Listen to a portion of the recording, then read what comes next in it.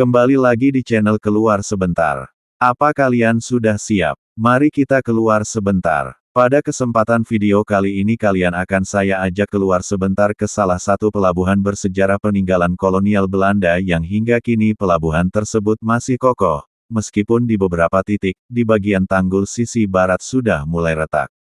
Namun secara keseluruhan pelabuhan peninggalan kolonial Belanda ini masih berfungsi dengan baik. Secara geografis pelabuhan Probolinggo masuk di wilayah Kelurahan Mangunharjo, Kecamatan Mayangan, Kota Probolinggo. Pelabuhan Probolinggo, atau Pelabuhan Tanjung Tembaga, memiliki sejarah panjang sejak masa kolonial Belanda sebagai pelabuhan pantai penting untuk ekspor komoditas perkebunan seperti tembakau dan gula ke Eropa. Berkembang dari pelabuhan alam di muara Sungai Banger menjadi pelabuhan laut yang terbuka, melayani pelayaran antar pulau dengan kapal kayu kecil hingga kapal besar, serta kini menjadi pelabuhan pendukung di Jawa Timur untuk bongkar muat barang dan perikanan. Cikal bakal pelabuhan adalah muara Sungai Banger, sebelum berganti nama menjadi Probolinggo sekitar 1770, berfungsi sebagai pelabuhan alam untuk menghubungkan pedalaman dengan wilayah lain. Pada tahun 1920, ditetapkan sebagai pelabuhan pantai berdasarkan Statblad 1920 nomor 424, melayani kapal-kapal kayu kecil dan ekspor hasil perkebunan tembakau, gula, ke Eropa. Pelabuhan ini sangat ramai karena menjadi pintu keluar masuk komoditas penting Belanda, didukung infrastruktur seperti tram dan kereta. Status Gemeente, 1918 penetapan Probolinggo sebagai Gemeente Kota Matia, semakin mempercepat perkembangan infrastruktur pelabuhan. Pelabuhan Probolinggo setelah masa kemerdekaan, statusnya berubah dari pelabuhan pantai menjadi pelabuhan laut yang terbuka untuk perdagangan internasional. Pada masa Jepang, digunakan untuk pendaratan dan bongkar muat kapal perang. Kini, berfungsi sebagai pelabuhan pendukung di Jawa Timur untuk bongkar muat barang, pelayaran antar pulau, dan perikanan. Menjadi lokasi sandar kapal pesiar, menambah fungsi wisata. Pelabuhan ini menjadi saksi bisu perkembangan ekonomi dan sejarah Probolinggo, dari pelabuhan alami hingga pelabuhan modern yang terus berkembang. Pengelolaan Pelabuhan Tanjung Tembaga dilakukan oleh Kantor Cabang Pelabuhan Indonesia 3 di Kota Probolinggo. Karakteristik dasar laut di Pelabuhan Tanjung Tembaga adalah landai dan berpasir dengan kedalaman terendah adalah 2 meter. Di kedua sisi tanggul penahan gelombang, di bagian ujung sebelah utara terdapat 2 mercusuar.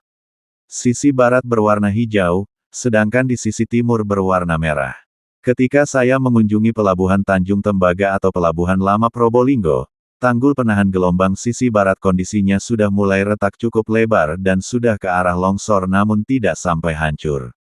Dari retakan ini bagian tanggul materialnya bisa terlihat, menggunakan material bata merah yang dipasang tegak menyerupai metode pemasangan rolak bata yang biasanya digunakan pada konstruksi pondasi bangunan rumah.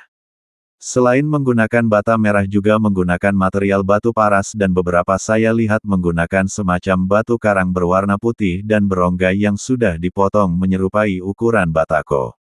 Di sebelah timur Pelabuhan Tanjung Tembaga terdapat perusahaan pengelolaan kayu bernama PT Kutai Timber Indonesia atau sering disingkat dengan PT KTI. Di sebelah barat Pelabuhan Tanjung Tembaga, terdapat pula sebuah pelabuhan baru yang dikelola oleh PT Delta Arta Bahari Nusantara, yang merupakan badan usaha pelabuhan milik Provinsi Jawa Timur. Sebelum saya ke Pelabuhan Tanjung Tembaga atau Pelabuhan Lama, tujuan saya adalah pelabuhan ini, karena memiliki anjungan paling panjang yang menjorok ke lautan sehingga memperpendek jarak ketika saya hendak menerbangkan drone menuju Pulau Gili Ketapang. Namun ketika saya sampai di pintu gerbang, saya langsung dicegat oleh security yang berjaga. Katanya jika tidak berkepentingan dilarang masuk. Saya pikir pelabuhan ini dibuka untuk umum, ternyata tidak sembarangan orang bisa masuk ke pelabuhan ini. Akhirnya saya memutuskan untuk menuju ke Pelabuhan Tanjung Tembaga atau Pelabuhan Lama untuk titik start menerbangkan drone menuju Pulau Gili Ketapang. Di bagian timur PT KTI juga terdapat pelabuhan baru. Pelabuhan ini difungsikan sebagai pelabuhan pelelangan ikan atau disingkat PPI. Persis di sebelah timur PPI, ada pula wisata hutan mangrove atau bakau yang bernama Bijai Bakau Resort. Di sekitar pelabuhan karena waktu berkunjung saya ke sana sore hari sekitar jam setengah 4 sore, banyak para pemancing yang berjejer di pelabuhan. Perahu motor di sini terlihat keluar masuk, ada yang hendak mengantar wisatawan yang mau berkunjung ke Pulau Gili Ketapang. Ada pula perahu motor yang baru datang mengantarkan wisatawan dari Pulau Gili Ketapang menuju Pelabuhan Probolinggo. Ada pula perahu motor yang baru berangkat untuk menangkap ikan. Suasana sore itu sangat ramai pengunjung. Di pelabuhan pelelangan ikan di sini bisa kita lihat juga, banyak wisatawan yang sedang mandi air laut atau lebih dikenal dengan wisata kumkum. Ada juga yang sekedar jalan-jalan sore hari menikmati suasana Pelabuhan Probolinggo bersama keluarga tercinta.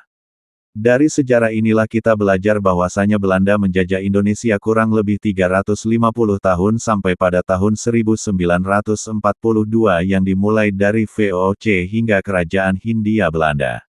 Pada masa penjajahan Belanda pemerintahan menerapkan kebijakan untuk kepentingan kolonialisme di Hindia Belanda. Salah satu wilayah Hindia Belanda yang mendapat pengaruh yaitu Probolinggo. Salah satu kebijakan Belanda yaitu kebijakan membentuk otonomi daerah melalui Undang-Undang Desentralisasi di Kota Probolinggo. Hal ini menjadikan Kota Probolinggo sebagai kota matya atau dalam bahasa Belanda disebut Gemeente. Bisa kita tarik kesimpulan bahwa Pelabuhan Tanjung Tembaga atau Pelabuhan Lama memiliki peranan penting di masa kolonial untuk kegiatan ekspor-impor hasil bumi dari Probolinggo menuju Eropa. Semoga kedepannya Pelabuhan Tanjung Tembaga bisa berbenah lagi supaya lebih maju lagi. Akhirnya kita sudah berada di penghujung acara. Bagi kalian yang suka dengan video edukasi ini bisa subscribe agar kalian tidak ketinggalan video terbaru dari YouTube channel Keluar Sebentar. Sampai jumpa di video menarik berikutnya. Sampai jumpa sahabat Keluar Sebentar.